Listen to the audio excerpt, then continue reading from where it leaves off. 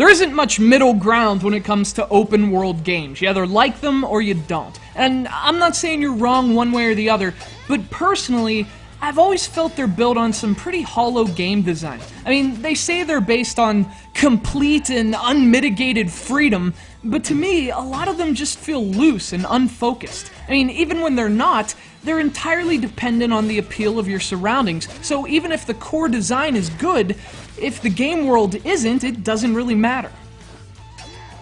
And this is an open world game that fails for every reason I've cited here. It sacrifices focus for freedom, trading clear and coherent objectives for the ability to run amok. In a place this boring, you probably won't want to. This is Way of the Samurai 3 for the PlayStation 3.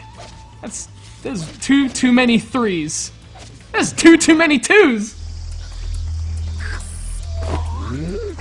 Released in 2009 for both the Xbox 360 and PS3, Way of the Samurai 3 is an open-world action game that takes place in feudal Japan. You play as a samurai who finds himself in the middle of a war between battling feuds, hence, you know, feudal Japan. As for the rest of the story, well, the game leaves that up to you. You name the character, you pick which ridiculous outfit he's gonna wear, and you decide what he's gonna do. I chose to engage a horse in battle.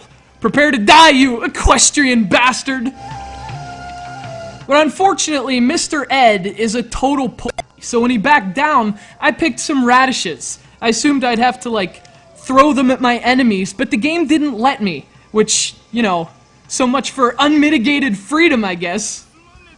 And at that point, I kinda lost it. So I chased a peasant wildly with my sword. I stabbed a small child in the face. The point is, I had no idea where to go or what to do, and that's because Way of the Samurai 3 just isn't designed very well. I mean, you can talk to this girl for an hour and read text if you want to, but, you know, personally, I'd rather play games that don't take most of my day to figure out how to play.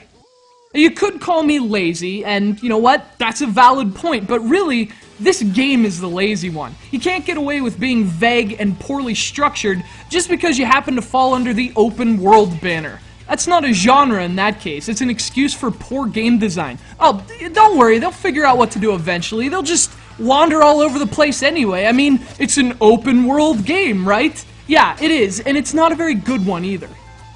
And what's with penalizing me for the choices I make? Way of the Samurai 3 has a morality and choices system, but if you decide to play the game as a heel, you actually lose samurai points. If you're punishing me for making choices that the game is providing me, what's the point of giving me those options in the first place? Doesn't that kind of defeat the whole purpose? Especially in a game that's supposedly about freedom. Oh yeah, you're totally free to make choices. Minus 50 points!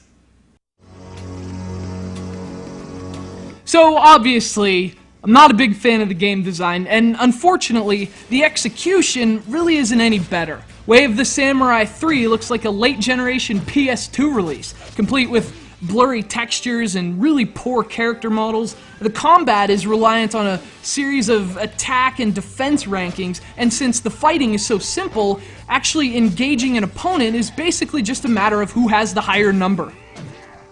I'm sorry, am I a samurai or a mathematician? Maybe I should put away this katana and get a calculator. This is ridiculous. I don't mean to say all open-world games are hollow. The good ones find a way to circumnavigate that problem, mostly because they're based on interesting concepts. This one is not. Still, we have to send huge thanks to Paul from California for sending us Way of the Samurai 3.